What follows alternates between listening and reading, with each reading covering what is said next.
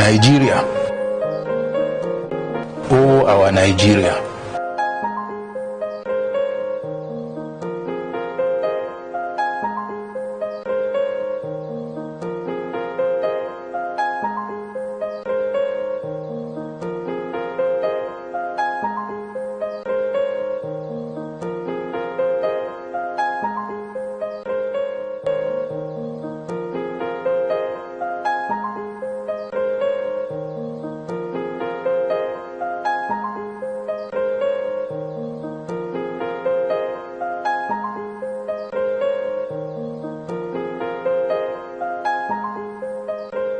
America will attack Iran.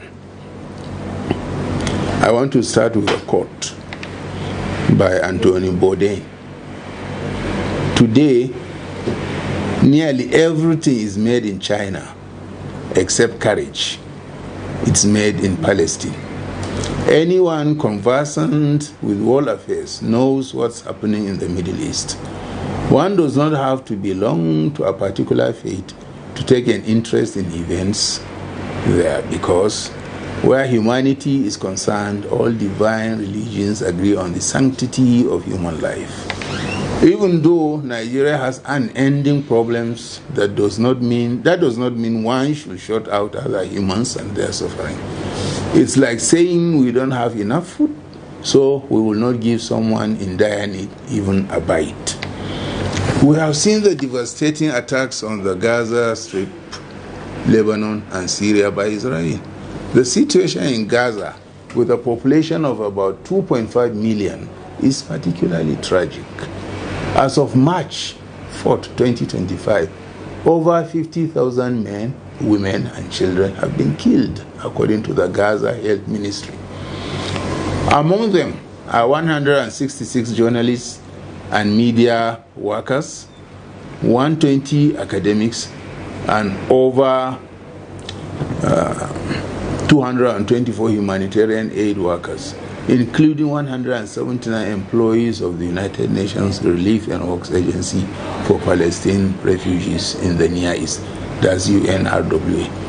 A UN agency established to provide assistance and protection to registered Palestinian refugees.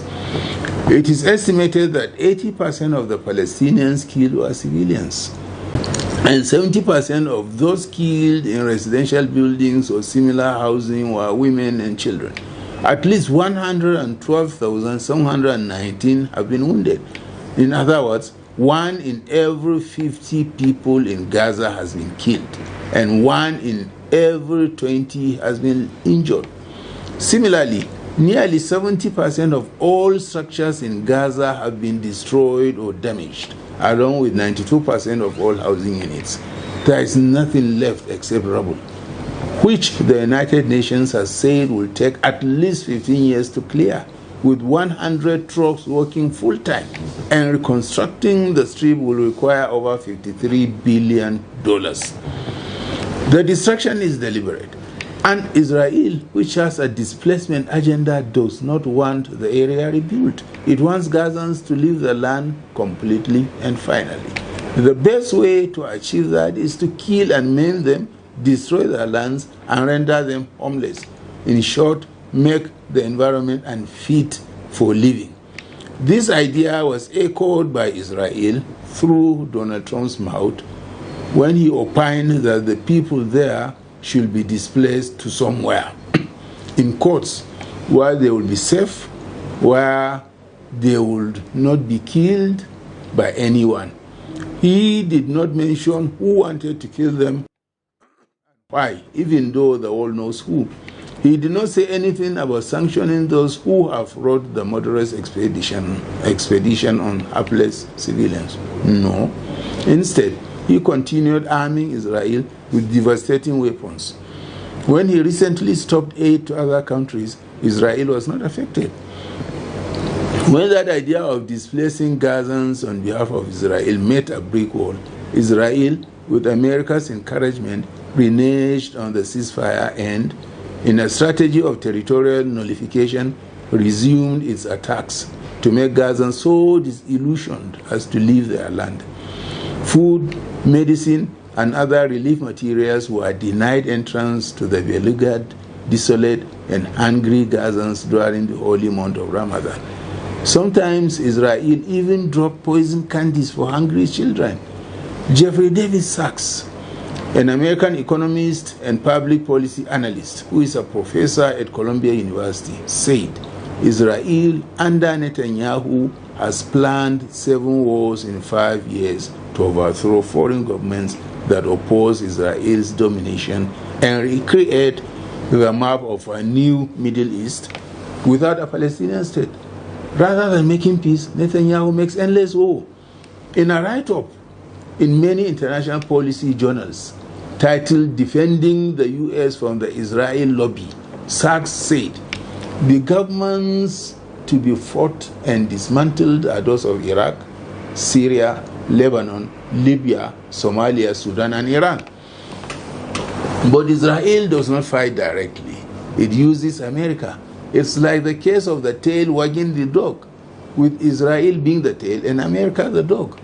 He further wrote, Iraq was to be the first of the 7 wars in 5 years, but as Fritz explains, the follow-up wars were delayed by the anti-US Iraq insurgency. Nonetheless, the US eventually went to war or back to war with Iraq, Syria, Libya, Somalia, Sudan, and those countries they have destroyed.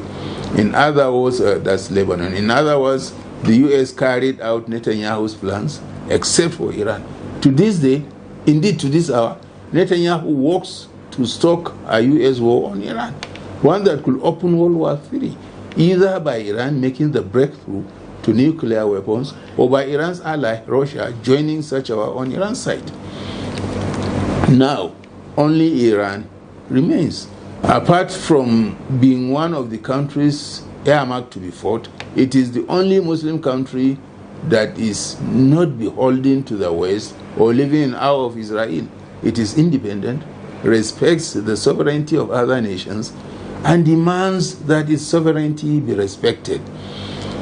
It does not lean on any superpower, living up to the creed of its revolutionary and spiritual leader, Imam Ayatollah Khomeini, who said, neither East nor West. There is no country on earth that Israel loves to hate like Iran. America has been questioning Iran's right to develop its nuclear potential for peaceful purposes. Trump issued a 2-month ultimatum in courts, that's what he told Iran, negotiate or face military action.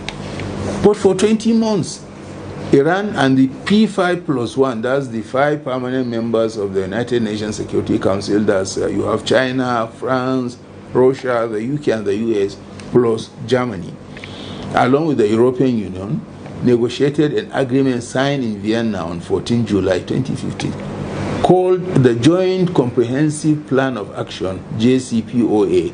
The agreement placed significant restrictions on Iran's nuclear program in exchange for sanctions relief.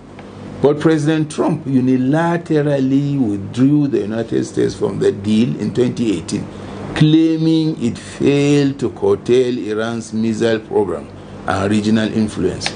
So, which agreement does he now want within 2 months? We should not forget that in all this, nobody is asking Israel about its nuclear program. While America is quick to tell the world that Israel has a right to self-defense, you never hear them say that Lebanon, Palestine, or Iran have similar rights. Can we all see America's double standards here? How Janus-faced it is? This can be seen in its attack on the Houthis.